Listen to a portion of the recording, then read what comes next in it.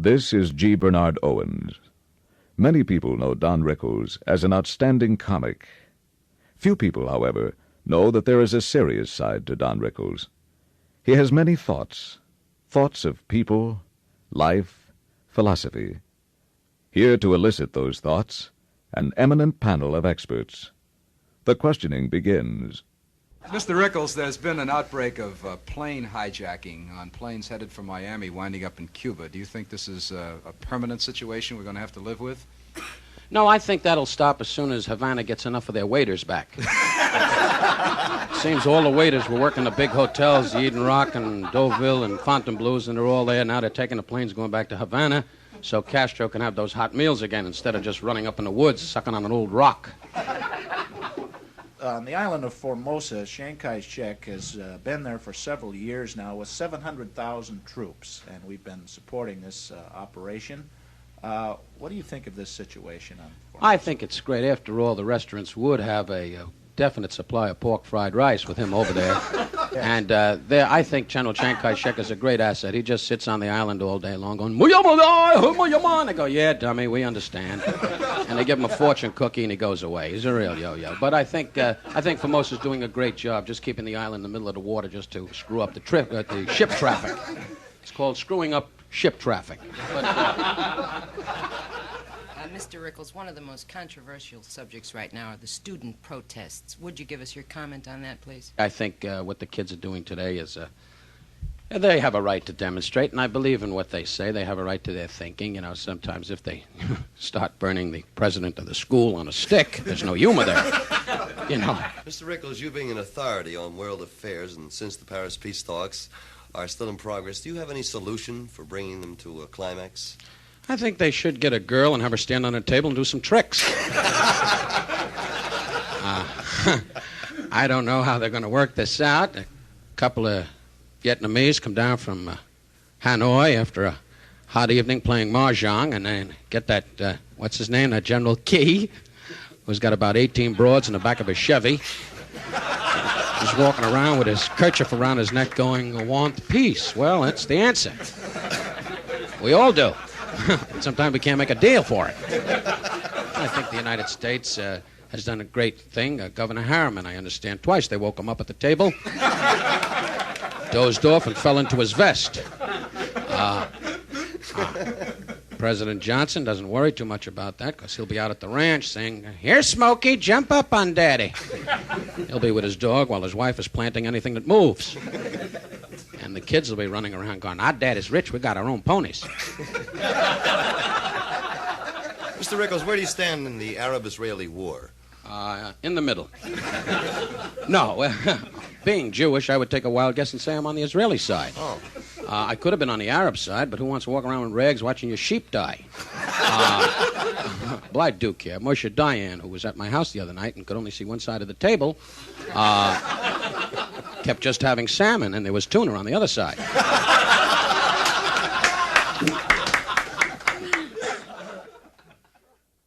I understand you got married rather late in life. Is that true? That is true. Yes. Would you give us your opinion on marriage, please? Well, marriage is great. It's okay. Now that I'm married, it's like having the boat at the dock, and you know it's there, so why break the cord, you know? It was a lot more fun the old way, you know, with a stocking on your head, and she has to guess who you are. But marriage is nice if you're that lonely. Now, take you, for instance. You're married a couple of years, and I think it's a big mistake because you don't have looks or any particular ability going for it. At least my wife has laughed. She puts a cigarette on her navel and makes it puff. So marriage is a beautiful thing, you know, if you're that lonely. And it's better than laying in a dam watching a beaver eat your jacket or something.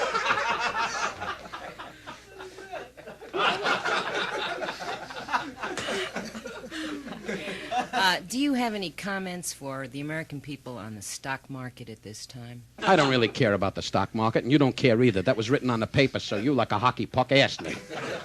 I hope you live in a gypsy camp and a werewolf bites you on the neck and you become what you are now, a girl with no looks. Why are there so many Italian singers like Vic Damone and Jerry Vale and Buddy Greco? Because they all had wagons and they used to sing in the street. That's the way from their ancestry, you know. Get your knives! You know, that became a song. Guanda Bella, get your knives. Well, Italian guys, you know, what else do they have to do? They have no jobs. They sit around crushing grapes and you sing to relax yourself.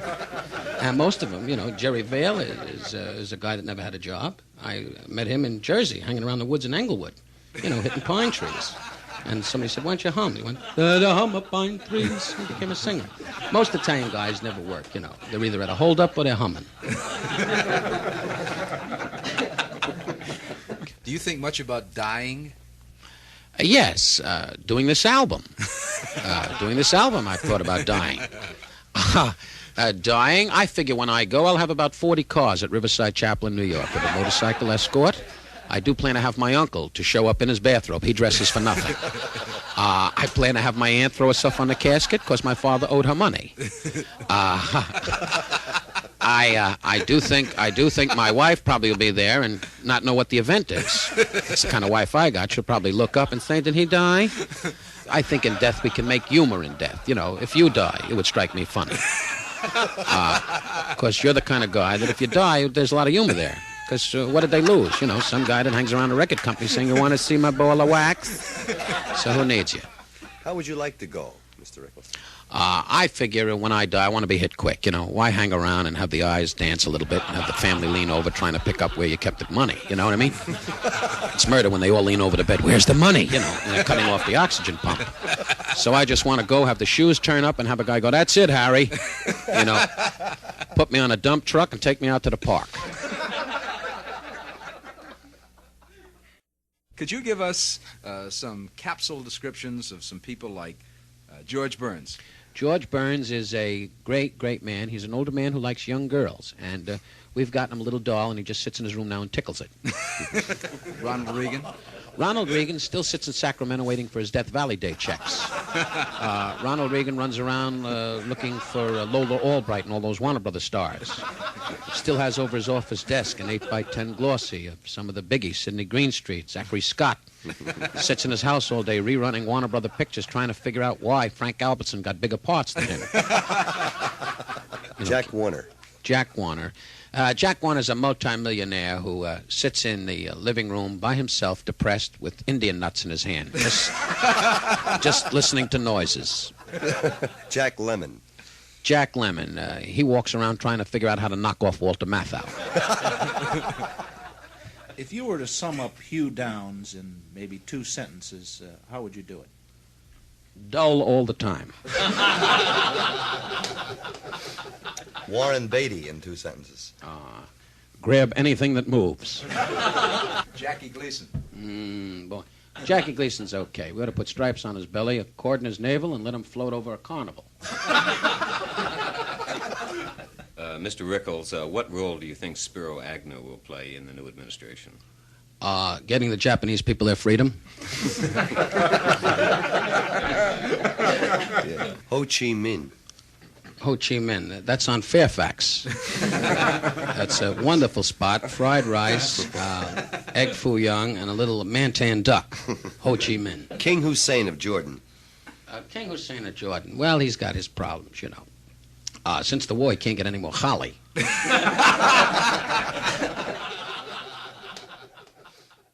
Would you regard Doris Day as a sex symbol? Would I regard Doris Day as a sex symbol? You're a definite moron. I'll tell you that right now. Edie and Steve, that's Edie Gourmet and Steve Lawrence, probably one of the happiest married couples. Could you tell us why you think they're so happily married and still in a competitive business like show business? Between the two of them, they don't have any voice, so they have no competition. They just lay around at home and wait for Jewish holidays, and then they go out on the sidewalk and do fighting Maccabee songs. They're 2 dummy kids that I never liked, and I definitely feel they're fooling the business, and they should get out of it. They really should. They're annoying. I'd like to ask you about probably the most famous couple in entertainment, Elizabeth Taylor and Richard Burton. Do you know these people? Wildies. Richard Burton is great. He's a Welshman, you know. She found him in a coal mine. His pick went bad. He was in there chopping away at rocks, and nothing much was happening. And she came down in and said, "Hello, Rich." And he said, "Oh, don't let the spot on the wall." And he did his whole poem. He took him out of the cave. But Rich and Elizabeth, they don't have to. I don't know how they get time for movies, because they're both, you know, kind of exciting and wild. They always have the image with sex. I saw them once in New York, you know. They were standing on the corner, and it was snowing, and we had to get the firemen to separate them. They just froze together. That's how wild they are. They're a wild couple. How about Carol Burnett? She keeps showing me an 8x10 glossy of her mouth. She has a tremendous mouth, and when she breathes, between Streisand's nose and Carol's mouth, if they were put together, you could have a deadly animal on your hands. Something that could hurt somebody. Lady, I'd like your opinion on, please. Anna May Wong. You just gave the opinion. Anna May Wong is a great woman. More, please. Oh! Anna May Wong is a lot of fun. You know, if you're living in Chinatown and you're old and you need a guide to get back in your car. I don't know too much about Anna May Wong. You know, you're a real moron. Anna May Wong. What do I know about Anna May Wong? How about Warner Baxter? I know Robert Goulet is a friend of yours. You know him personally. Could you tell us a few personal notes on Mr. Goulet? Well, Robert Goulet is not a person, really. He has a skate key in his back. He's a doll. Robert Goulet is one of the great robots of our time. I spent an evening with Robert Goulet at his home. He wore his smoking jacket and circled the candles for about an hour and a half. He's 31, but he stood on the couch without his booties on singing Happy Birthday to himself. Robert Goulet is retarded. How can you say those vicious things when he says so many nice things about you? Well, what is he going to say about me? Where is he going? The man just sings alone in his room while Carol Lawrence keeps yelling, "Maria, Maria." No, these are my friends, and I say bad things about them because I laugh at them, as they will laugh at me. Because if I said nice things about them, they'd probably call me up and want to hang out with me. So it's better this way that I say bad things and then I don't get any call.